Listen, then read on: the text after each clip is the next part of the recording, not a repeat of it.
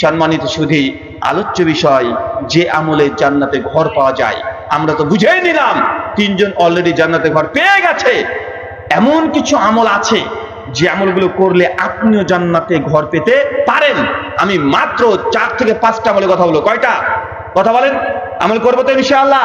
মাত্র 4 থেকে 5খানা আমল করবো, যেন আপনিও ওমর বিন খাত্তাবের মতো, খাদিজাতুল কুবরার মতো, বিবি আসিয়ার মতো জান্নাতে ঘর পেতে পারেন। এই আকাঙ্ক্ষা আপনি অবশ্যই পাবেন। চলেন, 1 নাম্বার, সহিহ বুখারী হাদিস নাম্বার 450। আল্লাহ নবী বলেছেন, কোন ব্যক্তি যদি দুনিয়াতে একটা মসজিদ তৈরি করে দেয়, বাইতুল ফিল জান্নাহ, আমি আল্লাহ তার জন্য জান্নাতে ঘর দিয়ে দিব। চাচা বলেন তো কি তৈরি করতে হবে? আরো জোরে বলেন, মুখস্থ করে নেন। কি তৈরি করতে হবে? মসজিদ তৈরি করতে হবে। এখন আপনি মনে করতে পারেন যে রুহুল ভাই, আরে মসজিদ তৈরি করতে তো 10, 20, 30 লাখ টাকার ব্যাপার, আর আমি তো নিজের বাড়ি তৈরি করতে পারিনি, এত টাকা কোথায় পাবো? চাচা, মসজিদ মানে এই নয় যে আপনাকে 4 তলা বিল্ডিং দিতেই হবে। মসজিদ মানে এই নয় যে আপনার টাইলস দিতেই হবে। মসজিদ মানে এই নয় যে আপনাকে পাকা বিল্ডিং করতেই হবে। মসজিদ ওটাও হতে পারে যে জমির মধ্যে মাত্র টিন দিয়ে আপনি কিছুটা জায়গাতে নামাজ কায়েম করার ব্যবস্থা করেছেন, এটাও মসজিদ। মসজিদ কি মসজিদ নয়?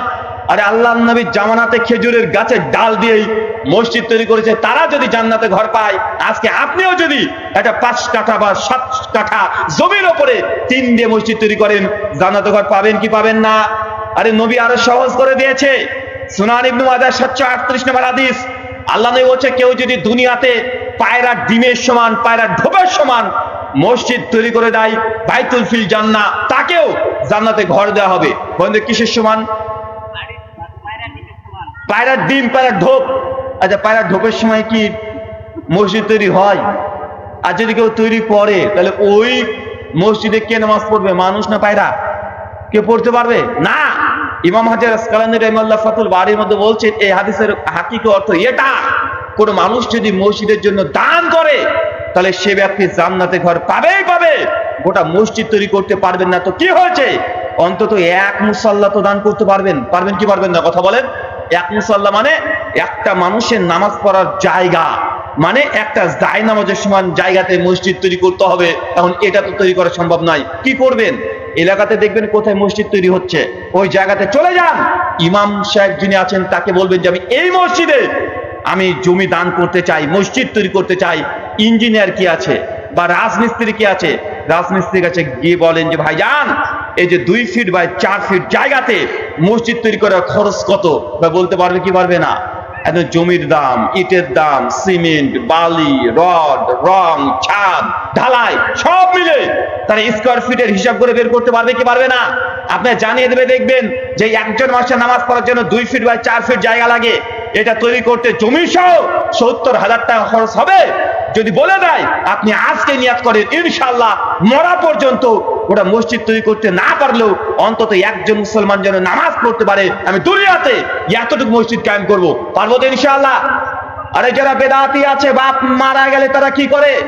তারা 40 খানা করে, 2-4 লাখ টাকা খরচ করে, তারা বেদাত করতে তাদের বাধা দেয় না। আরে পীর বাবার দরবারে গিয়ে লাখ লাখ টাকা তারা ডোনেশন করে দিচ্ছে, তাদের বাধে না। কিন্তু আমরা আহলুল হাদিস, আমরা সুন্নাহ মোতাবেক চলতে চাই। অথচ আপনি মসজিদে টাকা দান করতে গেলে আপনার হাত কাঁপে। আছে না নাই? কথা বলেন। আরে মুসলমান তো অনেকটা উল্টে গেছে। মসজিদের জন্য টাকা দান চাওয়ার জন্য স্পেশাল ভাবে হুজুরকে ভাড়া করতে হয়। হুজুর আপনাকে কবিতা বলে, গজল বলে, গান বলে আপনার হাতে ধরে, পায়ে ধরে আপনার যে টাকা নিতে হয়। কিন্তু বেদাতিরা দেখেন মাজারের টাকা দেয় ভক্তি ভরে, কেউ চাইতেও যায় না। কেউ চাইতে যায়? কথা বলেন। মুসলমান মসজিদকে এখন আর ভালোবাসে না। মুসলমান যতটা ওই মাজারকে, কবরকে, খাম্বাকে যত ভালোবাসে, এত ভালোবাসা মসজিদের প্রতি ভক্তি নাই। তার জন্য মুসলমানের মসজিদ তৈরি করার জন্য টাকা চাইতে হয়, কিন্তু মাজারে টাকা কেউ চায় না। মানুষ গিয়ে অটোমেটিক দিয়ে আসে। আসে না? কথা বলেন। চাচা, ইনশাআল্লাহ মসজিদ তৈরি করবো তো। দুনিয়াতে যদি 1খানা মসজিদ তৈরি করতে নাও পারি, অন্তত পক্ষে 1 মুসাল্লার জায়গার দাম যেন দুনিয়াতে দিয়ে যেতে পারি। আরে নিজে মরবেন, ওই মরার পরে যে কবরে থাকবেন, কবরের জায়গাটাও মুসলমান নিজের টাকার না। এখন দেখবেন কবরস্থানে দেখবেন আপনি কত টাকা দান করেছেন। আরে আপনি নিজে কবরে শোবেন, ওই জায়গাটা লোকের টাকা দান করা, এটা আপনার লজ্জা লাগা উচিত। জীবিত অবস্থাতে আপনার বাড়িতে কমপক্ষে 6 জন সদস্য আছে, কবরস্থানের মালিকদেরকে বলে দিবেন যে এই 6 জন মানুষের জায়গা কতটুকু লাগবে, আপনি দাম বের করে আরে মরার আগে ওই জায়গাটাকে আগে কিনে রাখতে পারেন, অথচ এটা না করে আপনি দুনিয়ার সব জায়গাতে ব্যয় করতে পারেন, কিন্তু যখন মসজিদ মাদ্রাসার ব্যাপার আসে তখন আপনার হাতটা একদম ছোট হয়ে যায়। যায় কি যায় না, কথা বলেন?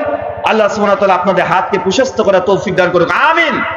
আলোচ্য বিষয়, যে আমলে জান্নাতে ঘর পাওয়া যায়। প্রথম কি আমল বলেছি চাচা? আরো জোরে বলেন। মসজিদ নির্মাণ করা। 2, সুনানে আবু দাউদ এবং তিরমিজির হাদিস 415 নম্বর হাদিস, শেখ আলবানী শেখ শুআইব আরনাউত সনদ সহিহ বলেছেন, আল্লাহর নবী বলছেন, কেউ যদি দুনিয়াতে প্রত্যেক দিন ফরজ ছাড়া 12 রাকাত সুন্নাত নামাজ পড়ে। কত রাকাত চাচা? আরো জোরে। 12 রাকাত সুন্নাত পড়ে, নবী বলছেন যে বাইতুল ফিল জান্নাহ, ওই ব্যক্তির জন্য জান্নাতে ঘর আছে। মুসলমান তো ফরজ নামাজই পড়ে না, তাহলে সুন্নাত তো দূর কি বাত, ফরজই নেই।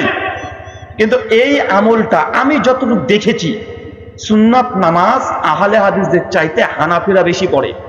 বেশি পড়ে কি পড়ে না, কথা বলেন? আরে সুন্নাত তো পড়ে, তো পড়েই, বসে বসে আবার নফল নামাজও পড়ে না ভাইজান? আহলে হাদিসরা এখানে চরম গাফিলতিতে আছে।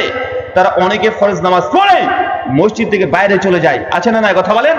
আরে হানাফি ভাইরা তারা বেদাতি আমল করছে, আরে আমল করছে বেদাতি। তবে বেদাতি আমল করছে বলে কি আপনি সুন্নাতে আমল ছেড়ে দিবেন নাকি? আর সুন্নাতটা কে পালন করবে? আপনাকে পালন করতে হবে।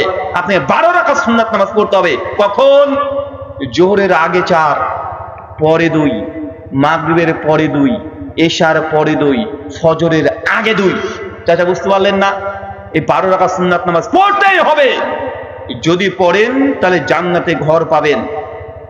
এখন প্রশ্ন যে হুজুর, আজকে ফজরে যেতে লেট হয়ে গেছে, মসজিদে যখন ঢুকছি দেখছি ফরজ নামাজের জামাত চলছে, এখন তো সুন্নাত নামাজ পড়তে পারলাম না, কিভাবে পড়বো?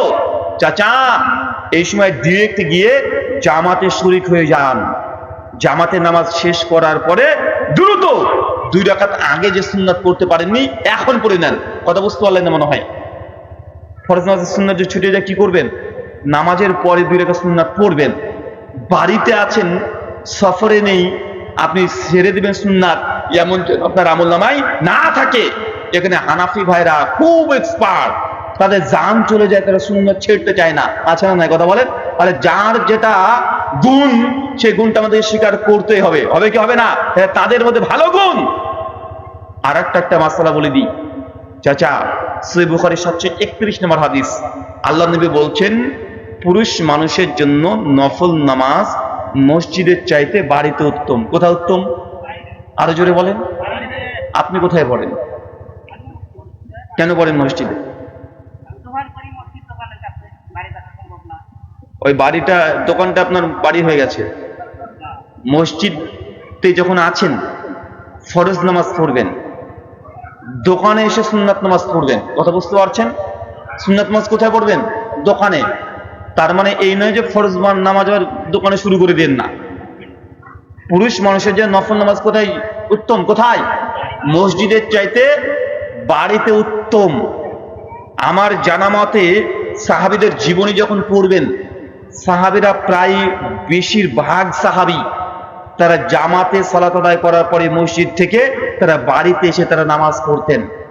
আর এই হাদিসের উপরে আমল করে বর্তমানে হিন্দু দাদারা, তারা হিন্দুরা দেখবেন, হিন্দুদের বাড়ি যতই ভাঙা হোক, যতই কমা বাড়ি হোক, তারপরে সিঁড়ির তলে হলেও একটা ছোট্ট করে মন্দির করে, আছে না নাই?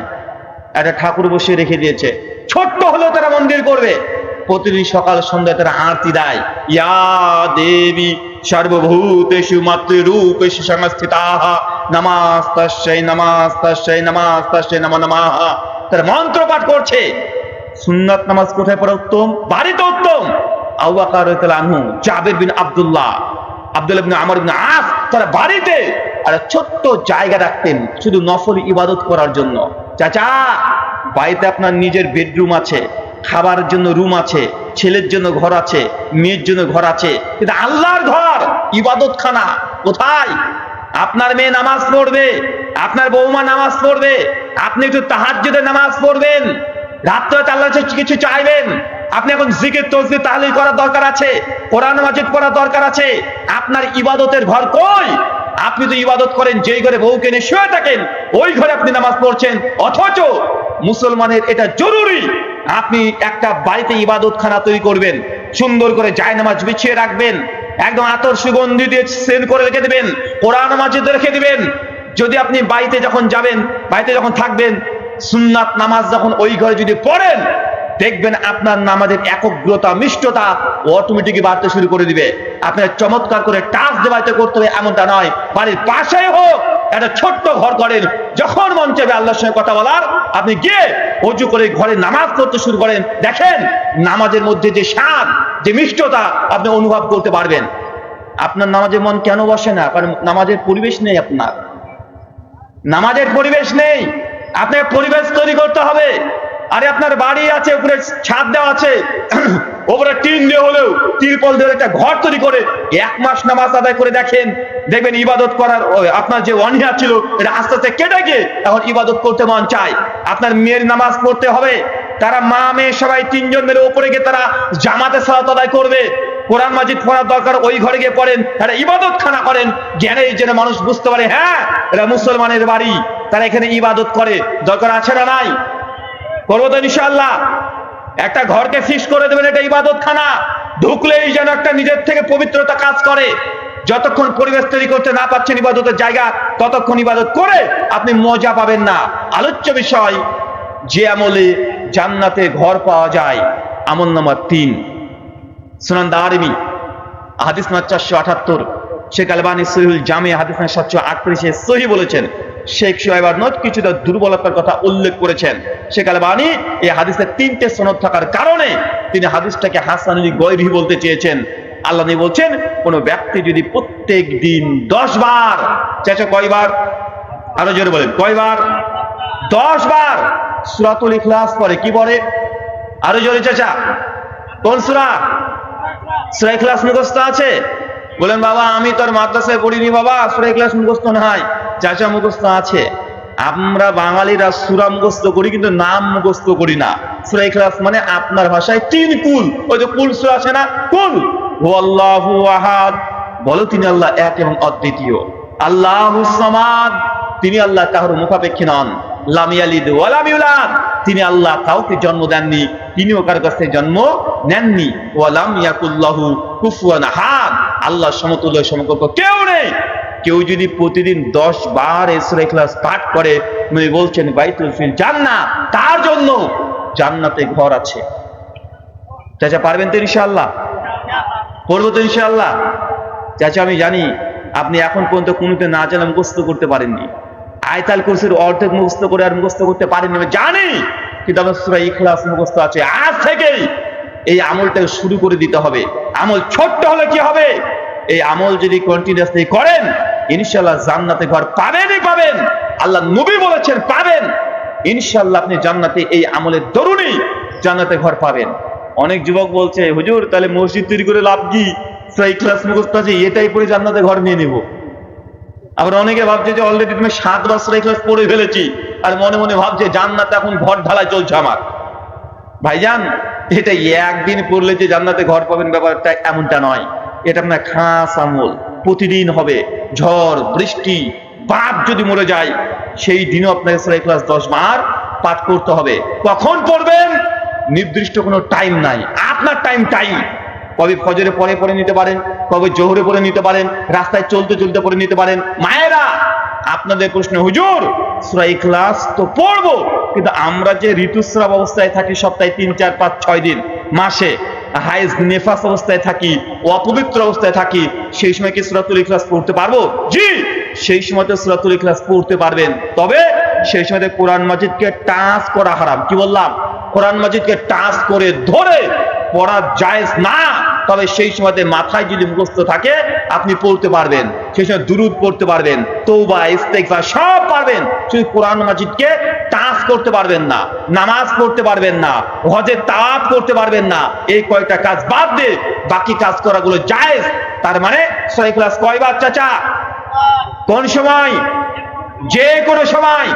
শুয়ে থাকেন, বসে থাকেন, রাস্তায় চলতে শুরু করে দেন, তবুও পারবেন। গাড়িতে বসে আছেন, দাঁড়িয়ে আছেন, তাও পারবেন। মায়েরা রান্না করছে, সেই সময়তে মনে পড়ে গেছে, সেই সময় পারবে। সবজি কাটছে, সেই সময়তে পারবে। মাছ কাটছে, সেই সময়তে পারবে।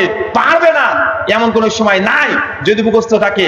10 বছরের ক্লাস পড়েন, ইনশাআল্লাহ এটা যদি আপনার আমৃত্যু আমল থাকে, এই ছোট্ট আমলে জান্নাত আপনাকে আল্লাহ সুবহানাহু ওয়া তাআলা বিবি খাদিজার মতো ঘর দিয়ে দিবে। চলে পড়ে আমিন। সম্মানিত শুধু আলোচ্য বিষয়, যে আমলে জান্নাতে ঘর পাওয়া যায়, আমল নাম্বার 4, মুসনাদ আহমদ, হাদিস নাম্বার 16118। শেখ আলবানী সনদকে সহি বলেছেন। আল্লাহ নবী বলছেন, যে ব্যক্তি নামাজে দাঁড়াবে সেই জন্য কাঁধের সঙ্গে কাঁধ, পায়ের সঙ্গে পা লাগিয়ে দাঁড়ায়, মাঝখানে ফাঁকা যেন বন্ধ রাখে। আবু দাউদ 667 নম্বর হাদিস। মাঝখানে যদি ফাঁকা থাকে, নবী বলছেন মাঝ দিয়ে শয়তান প্রবেশ করে। কে প্রবেশ করে? শয়তান প্রবেশ করে। আল্লাহ নবী বলছেন, সীসা ঢালা প্রাচীরের মতো কাতারকে একদম সোজাভাবে দাঁড়িয়ে নামাজ আদায় করো। যদি কেউ করে, নবী বলছেন বাইতুল ফিল জান্নাহ, তার জন্য জান্নাতে ঘর আছে। চাচা, আপনার পাশে যদি একটা 22 বছরের ছেলে, যুবক যদি দাঁড়ায় আর আপনার পায়ের সঙ্গে পা যদি লাগিয়ে দেয়, আপনি সঙ্গে সঙ্গে বলে, বেয়াদবের বাচ্চা, বেয়াদব, তোর বাপের চোখে বয়স বলে, তুই জানিস পা লাগালি মানে? বলে কি বলে না? কথা বলেন। আমাদের সমাজে পা লাগালে বলে বিয়াদব। চাচা, এটা বিয়াদবি না, এটা সুন্নাত। এই সুন্নাতে আমল যদি করেন, জান্নাতে ঘর পাবেন। কি পাবেন? জান্নাতে ঘর পাওয়া যায়। পায়ের সঙ্গে পা, কাঁধের সঙ্গে কাঁধ লাগানো, এটা ইসলামী ইবাদতের একটা অংশ মাত্র। এটা আপনারা বুঝতে পারবেন না, কেননা গোটা বিশ্ব জগতে একটা সময় ছিল মানুষের মধ্যে ভেদাভেদ করতো। কে উঁচু জাত, কে নিচু জাত নিয়ে হিসাব নিকাশ তারা করতে শুরু করতো। আমাদের ইন্ডিয়াতে এখনো আছে, যারা ব্রাহ্মণ তারা উঁচু জাত, যারা শূদ্র তারা নিচু জাত। এই নিচু জাতের মানুষগুলো যদি ব্রাহ্মণ পণ্ডিতের গায়ে একবার টাচ করেছে, তো ব্রাহ্মণ এখন নাপাক হয়ে গেছে, অপবিত্র হয়ে গেছে 3 দিন। এখন সে অপবিত্র থাকবে 3 দিন, তাকে উপোস থাকতে হবে আর গোমূত্র পান করতে হবে, তবে সে শুদ্ধ হবে। এখনো আছে, এখনো ব্রাহ্মণ যারা উঁচু জাত, আর যারা শূদ্র তারা হচ্ছে নিচু জাত। যদি কোনো শূদ্র যদি ব্রাহ্মণের গায়ে শুধু টাচ করে দিয়েছে, হাত দিয়ে দিয়েছে, ওই ব্রাহ্মণ কি হয়ে গেছে? অশৌচ হয়ে গেছে, অপবিত্র হয়ে গেছে। পবিত্র হবে কিভাবে? 3 দিন তাদের ভাষায় রোজা রাখতে হবে, আর সেই সময়তে মানে ইফতারের সময়তে 3 দিন গোমূত্র খেতে হবে, মানে গরুর মুত আর গোবর খেতে হবে, তাহলে সে পবিত্র হয়ে গেল। বা এখন পবিত্র হবে না অপবিত্র হবে এটা খেলে? কিন্তু তাদের বিশ্বাস এটা তারা পবিত্র হবে। আল্লাহ নবী এই জন্য বিদায় হজ্জের ভাষণে জানিয়ে দিয়েছেন, শোনো, আজ থেকে মানুষের মধ্যে কোনো ভেদাভেদ নেই। কে ধনী, কে বড় লোক, কে রাজা, কে ফকির, কে সাদা, কে কালো, কোনো ভেদাভেদ নেই। এটাকে আল্লাহ নবী নামাজের মধ্যে প্রতিষ্ঠা করেছেন। যখন নামাজে দাঁড়াবে, আপনি এমপি হতে পারেন। একটা রিক্সা চালক সে যদি আসে, এটা এমপি না ব্যারিস্টার এটা দেখার টাইম নাই। এমপি এসেছে বলেই সে কাতারের প্রথমে চলে যাবে, এটা ইসলামে জায়েজ না। তুমি এমপি, তুমি লাস্টে জামাতে এসেছো, তুমি লাস্টে দাঁড়াবে। আর তোমার পরে একজন ভ্যান চালক, রিক্সা চালক জামা ছেড়ে নিয়ে যদি মসজিদে আসে, সে এমপির পাশেই দাঁড়াবে, কাঁধের সঙ্গে কাঁধ, পায়ের সঙ্গে পা লাগিয়ে নামাজ পড়বে। এটা ইসলাম। কেন? নবী বলছেন মাঝখানে শয়তান প্রবেশ করে। এই শয়তান মানে চাচা ওই সিনেমাতে দেখেছেন কান খাড়া করা শয়তান, ওই শয়তান না। যেটা লেজ আছে এমন শয়তান না। একজন এমপি দাঁড়িয়েছে, পাশে একটা রিক্সা চালক দাঁড়িয়েছে। রিক্সা চালক যখন দাঁড়িয়েছে আর এমপি ভাবছে, ইস, আমার পাশে রিক্সা চালক দাঁড়ালো, গায়ে দুর্গন্ধ বেরোচ্ছে, আর কেউ দাঁড়াতে পারলো না, অন্যকে, মানে এই যে একটা ভেতরে একটা কেউ কথা বলছে না ভাইজান, এই অহংকার, এই দাম্ভিকতা, এটাকে ধ্বংস করার জন্য আল্লাহ নবী বলেছেন, তাদের সঙ্গে কাঁধ, পায়ের সঙ্গে পা লাগিয়ে দাঁড়াও, মাঝখানে যেন তোমাদের মধ্যে কোনো শয়তান প্রবেশ না করে, মানে এই ভেদাভেদ তৈরি না হয়।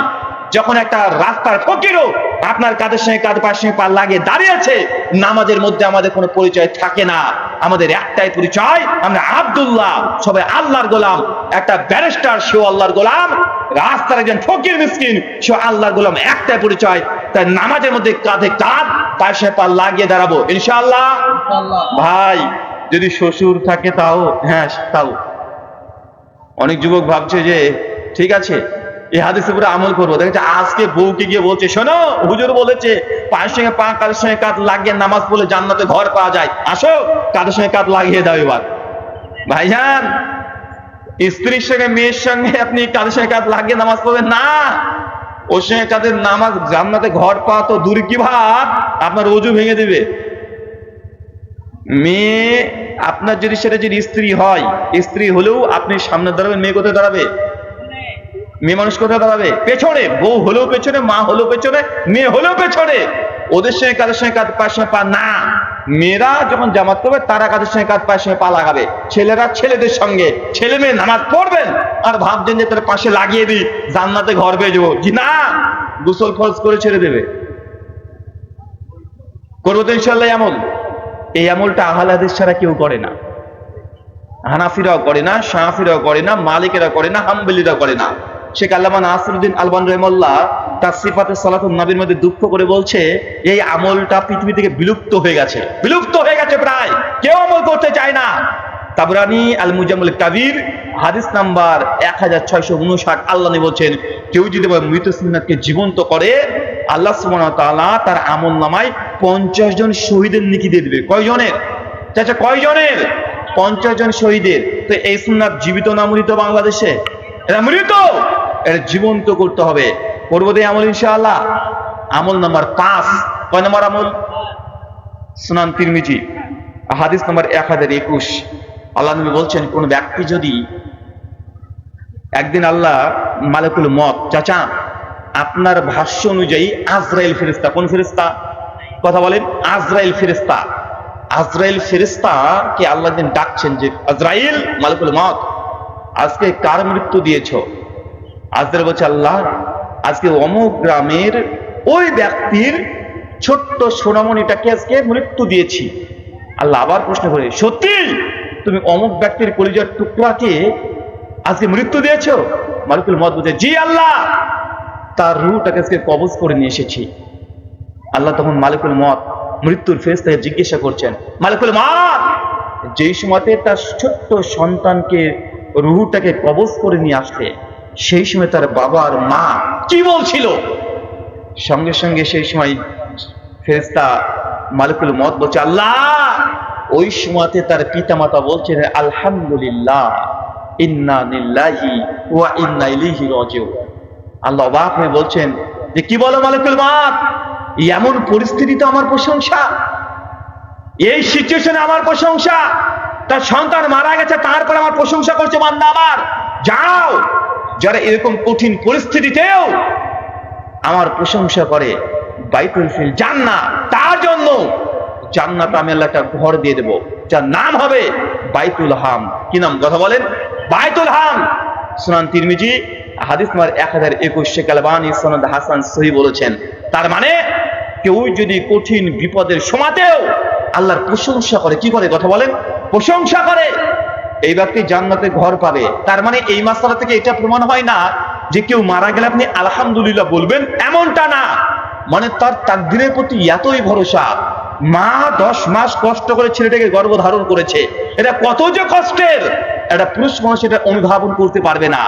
আজকে যদি পেটে বাচ্চা চলে আসে, আজ থেকে সেই মেয়েটার কষ্ট শুরু হয়ে গেল। 10 মাস এই লং একটা কষ্ট, একটা জার্নি, এটা খুব কঠিন। যত দিন যাবে কষ্ট আরো বাড়তে শুরু করে দেয়। বাড়ে কি বাড়ে না কথা বলেন? ছেলেটা বাচ্চা প্রসাব করছে, যে সময় যে ব্যথা, দুনিয়ার সমস্ত ব্যথাকে একত্রিত করে দেন। আর একটা মেয়ে যখন সন্তানকে প্রসাব করে, যে পরিমাণে ব্যথা হয়, এত পরিমাণে ব্যথা একজন পুরুষ মানুষ সহ্যই করতে পারবে না। ব্যথা হয় কি হয় না? প্রসাব করার পরে দেখা যায় ডাক্তার বলছে যে, আই এম সরি, আপনার বাচ্চাটা মৃত। এই কঠিন মুহূর্তেও যদি মা যদি বলে, আলহামদুলিল্লাহ, আল্লাহ আমার তোমার প্রতি কোনো অভিযোগ নেই, তুমি আমার তাকদীরে ভাগ্যে যা লিখেছো তাই আমি মেনে নিলাম, আমি তোমার প্রতি কোনো অভিযোগ করছি না, তুমি আমার জন্য যেইটাই কল্যাণকর সেটাই করেছো। আমি 10 মাস আমার সন্তানকে গর্ভে ধারণ করেছি, তাকে একবার দুধ পানও করাতে পারিনি, তার আগে তুমি নিয়ে নিয়েছো আল্লাহ। তারপর আপনি বলছেন ইন্না লিল্লাহি ওয়া ইন্না ইলাইহি রাজিউন। আল্লাহ তখনই এত খুশি হয় যে এই মুহূর্তেও বান্দা প্রশংসা করতে পারে আমার। কিন্তু আমাদের সমাজে কি আছে কথা বলেন? ছেলেটার জ্বর 2 দিন থেকে, মা তখন হচ্ছে আল্লাহ কাউকে দেখতে পেল না, আল্লাহ কানা হয়ে গেছে নাকি, বারবার আমার ছেলেটা জ্বর দেয়, আরে আল্লাহ তুমি আমার জ্বর দাও, আমার ছেলেকে ভালো করে দাও। বলে কি বলে না কথা বলেন? এইসব আবেগ দিয়ে না ছেলের কল্যাণ হবে, না এটা কোনো ধার্মিক ব্যক্তির কথা হতে পারে। অনেক মাকে দেখবেন শুধুমাত্র ফোন এসেছে, যে তার ছেলে ঢাকাতে কাজ করতে গিয়ে 10 তলা বিল্ডিং থেকে উল্টে পড়ে গেছে। মা হাউমাউ করে কাঁদাকাটি করে ছোটাছুটি করছে, কি করবে, ডাক্তারের কাছে যাবে না, টাকা নিবে, ব্যস্ত হয়ে গেছে। কিন্তু মা যদি এটা করতো, যখন এই খবর শুনেছে যে 10 তলা বিল্ডিং থেকে ছেলেটা পড়ে গেছে, মা দ্রুত গিয়ে বদনাটাকে নিয়ে ওযু করে 2 রাকাত নামাজ পড়ে যদি আল্লাহ বলে, আল্লাহ আমার পরিজাত টুকরা আমার সোনামণি হালাল উপার্জনের জন্য ঢাকায় গিয়েছে, আল্লাহ শুনলাম এই মুহূর্তে 10 তলার ছাদ থেকে পড়ে গেছে, আল্লাহ তুমি তার রহমান, তুমি অসীম করুণাময়, পরম দয়ালু আল্লাহ, আমার সন্তানটাকে তুমি কলিজার টুকরাকে আমার বুকে তুমি লাগিয়ে দাও। যদি এই দোয়া যদি একবার করতো, বলেন তো আল্লাহ মিরাক্কেল ঘটাতে পারেন কি পারেন না? পারে কি পারে না? কিন্তু আপনি মা বাপ কি করেন, খবর শুনে দৌড়তে শুরু করে দিচ্ছেন। আরে যিনি তাকদীর লিখে দিয়েছে তার সঙ্গে কোনো কথাই বললেন না, তার কাছে কোনো ভিক্ষায় চাইলেন না, ডাক্তারের পা ধরে পড়ে আছেন। দেখা যায় কি যায় না? যায় কি যায় না? যায়।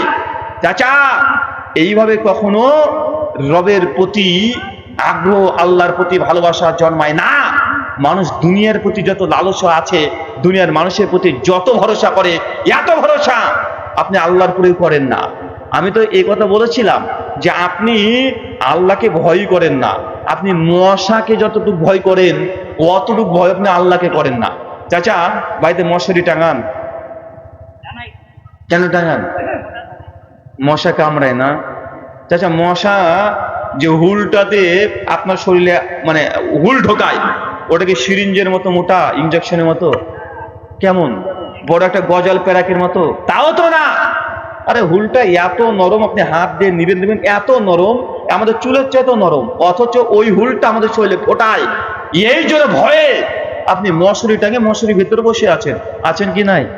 শুধু মশারিতে কাজ হয় না, গুড নাইট অয়েল ব্যবহার করছেন, তাতেই হয় না, মর্টিন ব্যবহার করছেন, তাতেই হয় না, ইলেকট্রিক র্যাকেট ব্যবহার করছেন, আছে না নাই? কথা বলেন তো। আপনি মশাকে কত ভয় করেন, কিন্তু আপনি আল্লাহকে কত ভয় করেন? আপনি যদি আল্লাহকে ভয় পেতেন, কবরের আযাব যদি ভয় পেতেন, কবরের আযাবে যে সাপ বিচ্ছুত আপনাকে দংশন করবে, সত্যি যদি অকাট্য বিশ্বাস থাকতো, তাহলে মুসলমান এইভাবে দুনিয়া দিকে ধাবিত হতো না। হতো? কথা বলেন। আল্লাহ সুবহানাহু ওয়া তাআলা বোঝার তৌফিক দান করে, আমিন। কয়টা আমলের কথা বলেছি?